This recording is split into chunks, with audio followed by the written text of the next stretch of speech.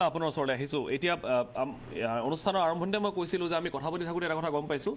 যে বিভিন্ন প্ৰান্তত এতিয়া অসমৰ কেইবাখনো গাঁৱৰ পৰা খবৰ আহিছে যে প্ৰশাসনৰ লোক নামি পৰিছে তেওঁলোকে এটা নোট ৰাখিছে লিখি ৰাখিছে যে গাঁওসমূহত কোনে কোনে এইবাৰ কুৰবানীৰ ব্যৱস্থা কৰিছে তেওঁলোকে একো বাধা দিয়া নাই কিন্তু আৰক্ষী নিজে নামিছে কল্যাণ ডাঙৰীয়া মই আপোনাকো জনালোঁ আৰক্ষী নিজে নামিছে আৰু তেওঁলোকে এক প্ৰকাৰ এটা নোট কৰিছে আপোনালোকে নিশ্চয় গম পাব আৰু লাহে লাহে ক'ত ক'ত হৈছে এই কথাখিনি তেওঁলোকে নোট কৰি পেলাই ৰাখিছে এটা কথা যে কোনে কোনে ক'ত ক'ত এই কুৰবানীৰ ব্যৱস্থা কৰিছে সেই বিষয়ে জানিব যিয়ে নহওক হাছিনাই কি ভাবে যে আজমল চাহাবৰ এই মন্তব্য মুছলমান সমাজে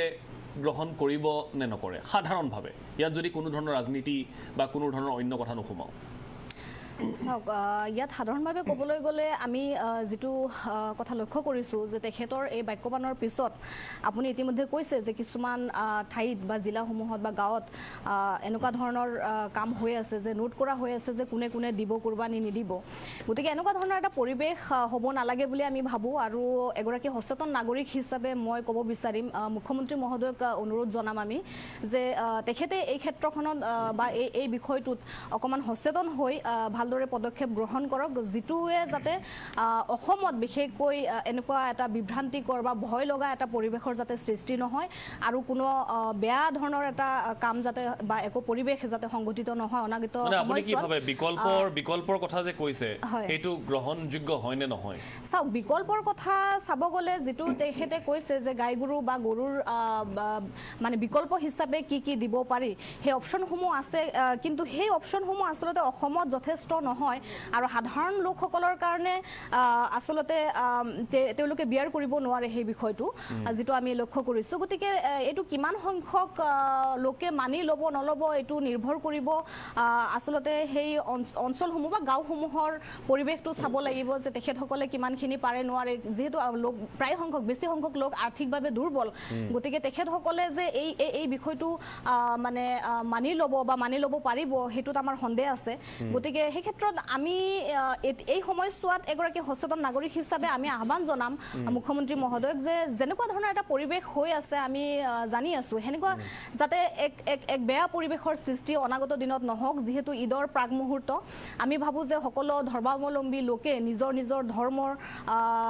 ভালদৰে পালন কৰক আৰু এটা ধৰ্ম পালন কৰোঁতে যাতে এতিয়া আমি যেটো কথা আলোচনা কৰিছোঁ ইয়াততো মুখ্যমন্ত্ৰীৰ কোনো ধৰণৰ ইয়াতে মন্তব্য নাই আজমল চাহাবৰ কথাহে আমি পাতি আছোঁ হয় তথাপি মই কৈছোঁ যে যেহেতু তেখেত এগৰাকী মানে এগৰাকী উচ্চাসনত আছে অসমৰ অভিভাৱক বুলি ক'ব পাৰি মুখ্যমন্ত্ৰী মহোদয় গতিকে তেখেতে এটা এনেকুৱা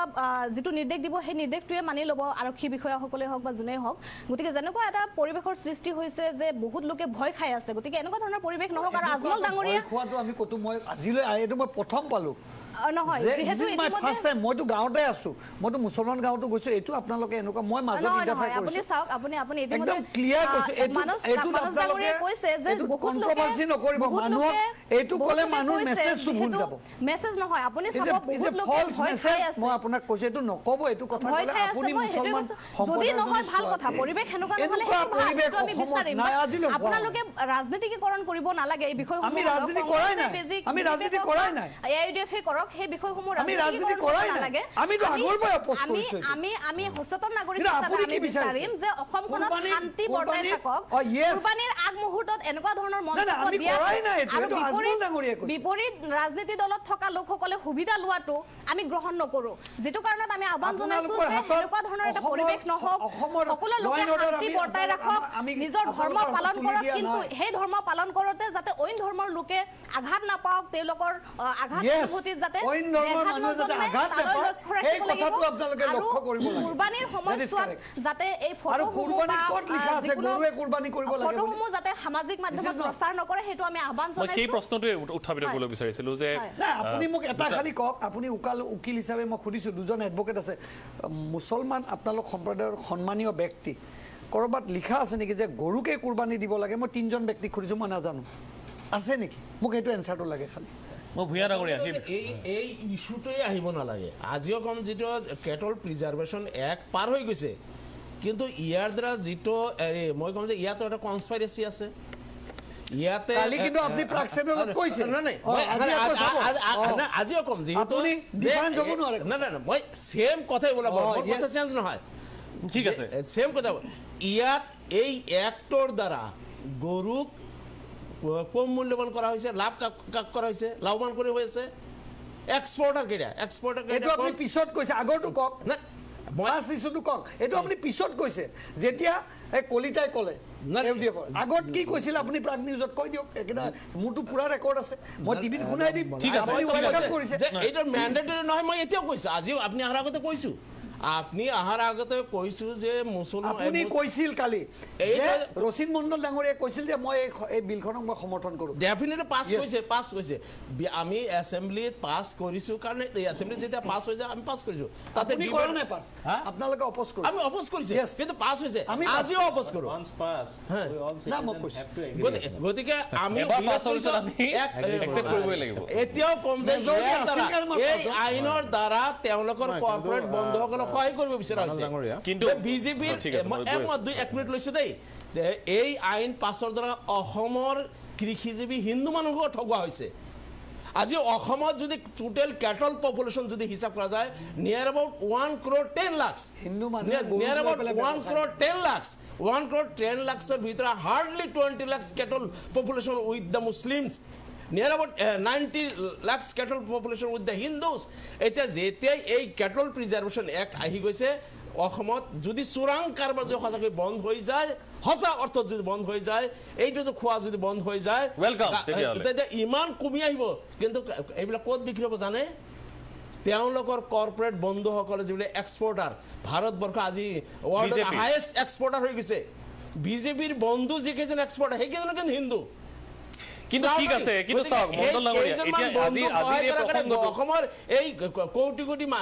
আমি এই আইনখনৰ কথা আজিৰ পৰা বহুত কেইমাহ বাৰু মানে আগতে পাতিছোঁ, কেইমাহ আগতে, কিন্তু আজিৰ এই প্ৰসংগটো উত্থাপন হৈছে আজমল চাহাবৰ পৰা। এইটাও কৈছে হেৰি বিজেপিৰ মন্ত্ৰণাত আজমল ডাঙৰীয়াই কৈ আছে, এইটো কমপ্লিট বিজেপিৰ ইশাৰাত কৰি আছে। কাৰণ আজমল ডাঙৰীয়াক সাংঘাতিকভাৱে প্ৰয়োজন হৈছে, কিন্তু আজমল ডাঙৰীয়াক আমাৰ বিজেপি এনেকুৱা এটা চৰিত্ৰত বনাই থৈ দিছে যে আজমল মানে হিন্দু মানুহ সৰ্বনাশ। তেতিয়াহ'লে ইমান ডাঙৰ ৰিস্ক এটা বদৰুদ্দিন আজমলে কিয় ল'ব আপুনি কওক? কাৰণ তেওঁৰ মন্তব্যৰ পিছত তেওঁৰ ইছলাম ধৰ্মাৱলম্বী যথেষ্ট লোকে তেওঁক বেয়া পাব। তেখেতৰ কি ৰিস্ক হৈছে? তেখেতৰ ব্যৱসায় ঠিকেই চলিব, তেখেতৰ ব্যৱসায় ঠিকেই চলিব, কি ৰিস্ক লৈছে? যদি বিজেপিয়ে ভাল পায়, বিজেপিয়ে কি দিব নোৱাৰে? আজি মহাৰাষ্ট্ৰ চৰকাৰ কি নাই, ইডি আছে, ইনকাম টেক্স আছে, কি যেনিবা বদৰুদ্দিন আজমল ক'বলৈ বাধ্য যে এইবিলাক লগাই দিম, কি যেনিবা বদৰুদ্দিন, কাৰণ বদৰুদ্দিন আজমলকতো ইডিয়ে চিঠি দিছিল, বদৰুদ্দিন আজমলক ইডিয়ে চিঠি দিয়া হয় নে নহয়? যে আজি আমাৰ কংগ্ৰেছৰ সভাপতিৰ বিপক্ষে যিবিলাক কথা কৈছে নিশ্চিতভাৱে এইটো বিজেপি কোৱাই আছে যে তুমি ভূপেন বৰাৰ বিৰুদ্ধে এইবিলাক কোৱা, নহ'লে তোমাৰ পিছত ইডি লগাই দিম। কাৰণ ইডি লগাই পেলাই তেওঁলোকে কোনোবা ডেফিনেটলি ক'ব পাৰে এইটো সন্দেহ কৰিব অৱকাশ আছে। আজি মহাৰাষ্ট্ৰত কি কৰিছে? মহাৰাষ্ট্ৰত ইডি, ইনকাম টেক্স, CBI লগাই পেলাই চৰকাৰ পৰিৱৰ্তন কৰিছে। বদৰুদ্দিন আজমল ডাঙৰীয়াতো ইডিৰ পৰা চিঠি আহিছিল, ইডিৰ পৰা চিঠি অহা বুলি গোটেই মিডিয়াত ওলাইছে। আজি যিবিলাক অসমত আজমলৰ দ্বাৰা যিবিলাক কথা কোৱা আছে, মই সন্দেহ কৰোঁ বিজেপিয়ে যদি আজমলৰ ফটোৱা এইটো সঁচাকে বিজেপিয়ে কৰাইছে, কাৰণ বিজেপিয়ে যিটো কাম কৰিবলৈ বিচাৰিছে সেইটো আজমল চাহাবৰ ফটোৱাই কৰোৱাইছে। ইডিৰ ভয়টো কৈছে। মই যাম দিগন্ত কলিতাৰ ওচৰলৈ এই বিষয়ত, কিন্তু তাৰ আগতে মই এয়াৰ ভূঞা ডাঙৰীয়া আপোনাৰ ওচৰলৈ আহিছোঁ। এতিয়া বিকল্পৰ কথা যিটো কৈ থকা হৈছে, এই বিকল্পৰ কথা গাইৰ বাহিৰে, গাই গৰুৰ বাহিৰে বিকল্প এতিয়া কি,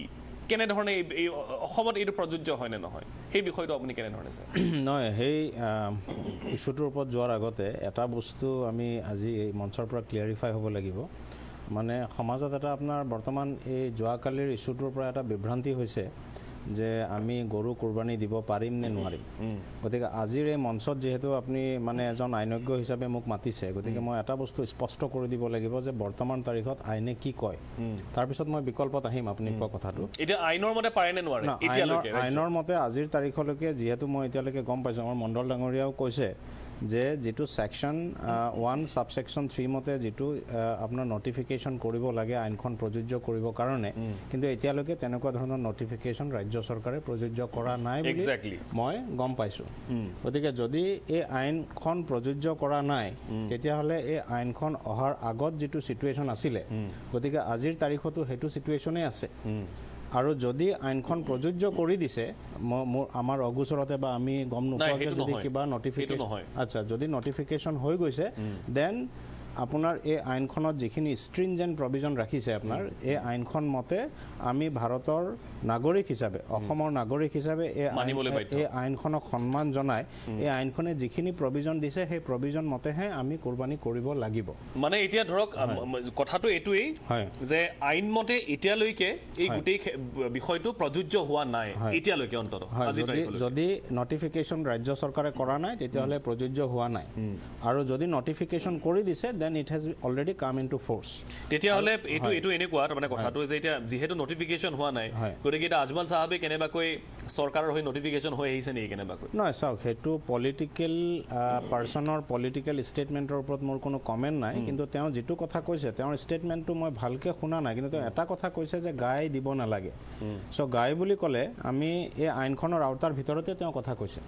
মই তেওঁৰ হৈ পেলাই এডভকেচি কৰা নাই কিন্তু তেওঁ গাই গৰুটো দিবৰ কাৰণেহে মানা কৰিছে কিন্তু গৰু শব্দটো যেটো নেকি আপোনাৰ গৰু কুৰবানী দিয়া হয় এজ এ হোল যেটো গৰু বুজায় আপোনাৰ ধৰি লওক যিমানখিনি গৰু এতিয়ালৈকে ৰাইজে কুৰবানী দি আহিছিলে দমৰা বলদ বা আৰু যিখিনি মানে ব্যৱহাৰ হৈ আহিছে এই আইনখনত বাধা নাথাকা অৱস্থাত গতিকে সেই গৰুখিনি আপোনাৰ কুৰবানী দিব লাগে বুলি আজমল সাহেবে দিব নালাগে বুলি আজমল সাহেবে কোৱা নাই তেওঁ কিন্তু গাই শব্দটোহে ব্যৱহাৰ কৰা মই শুনা পাইছোঁ গতিকে এইটো তেওঁৰ কি উদ্দেশ্য ৰাখি কি উদ্দেশ্য প্ৰণোদিত বিকল্পটো চাওক বিকল্প গাই গৰুৰ বাহিৰে আমাৰ যিখিনি আপোনাৰ হালাল যিখিনি 4-ফুটেড এনিমেলছ আছে খুৰা ফটা মানে ধৰ্মীয় পণ্ডিতসকলে বেছি ভালকৈ ক'ব পাৰিব তথাপি মই আপোনাৰ এইখিনি জানো যে আপোনাৰ ছাগলী দুম্বা উট বা তেনেকুৱা ধৰণৰ যিবোৰ আপোনাৰ জন্তু আছে তেনেকুৱা ধৰণৰ জন্তুহে মহো দিব পাৰে হয় গতিকে তেনেকুৱা ধৰণৰ জন্তু আপোনাৰ দিব পাৰে কিন্তু এতিয়া এটা বস্তু চাব লাগিব অসমত এভেইলেবিলিটি অফ অল্টাৰনেট এনিমেলছ গতিকে অসমত আপোনাৰ সেই এভেইলেবল অল্টাৰনেট এনিমেল আপোনাৰ অসমত খুব কম গতিকে সেইকাৰণে আৰু যেটো ফাইনেন্সিয়েল কণ্ডিশ্যন আমাৰ মানে যেটো সমাজৰ যেটো ব্যৱস্থা ইয়াতে আপুনি চাওক এটা যদি ছাগলী আপুনি কুৰবানী দিব লাগে সৰু ছাগলী এটা আপোনাৰ 40-50 হাজাৰ টকাৰ তলত আজিৰ মাৰ্কেট ৰেটত এভেইলেবল নহয় গতিকে ৰাইজৰ যথেষ্টখিনি অসুবিধা হ'ব আপোনাৰ গতিকে এইটো ক্ষেত্ৰত মই ভাবোঁ ৰাজ্য চৰকাৰে যিহেতু এটা ৱেলফেয়াৰ ষ্টেট ইমিডিয়েটলি এটা নটিফিকেশ্যন ইছ্যু কৰি পেলাই সমাজৰ পৰা এই বিভ্ৰান্তিটো দূৰ কৰি দিব লাগে যে গৰু আজিৰ তাৰিখত কুৰবানী দিব পাৰিব নে নোৱাৰে এই আইনখন প্ৰযোজ্য হৈছে নে নাই হোৱা এই কথাটো ৰাজ্য চৰকাৰে অহাকালি পেপাৰ নটিফিকেশ্যনে হওক বা any kind of media platform বা হওক বা আপোনালোকৰ যোগেদি হওক এটা ধুনীয়া ধৰণৰ এটা বাৰ্তা প্ৰেৰণ কৰিব লাগে যে এই আইনখন প্ৰযোজ্য হৈ গৈছে যদি ৰাজ্য পাব্লিকে এই আইনখন ভায়োলেট কৰে প্ৰযোজ্য হোৱাৰ পিছত তেতিয়াহ'লে এই আইনখন মতে যিখিনি শাস্তিৰ ব্যৱস্থা ৰখা হৈছে সেইটো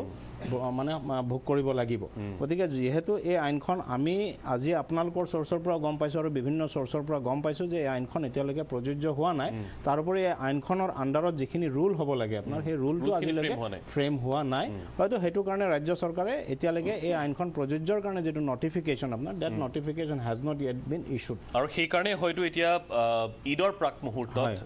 এনে ধৰণৰ মন্তব্য আহিছে বুলি একাংশ মন্তব্যটো কিন্তু আৰু এটা মই যাম আপোনাৰ ওচৰলৈ যাম মই এণ্ডিং ৰিমাৰ্কছ ল'বলৈ বাকী আছে তাৰ আগতে আৰু এটা চমু বাণিজ্যিক বিৰতিৰ সময় হৈছে এটা বিৰতি লৈ লৈছোঁ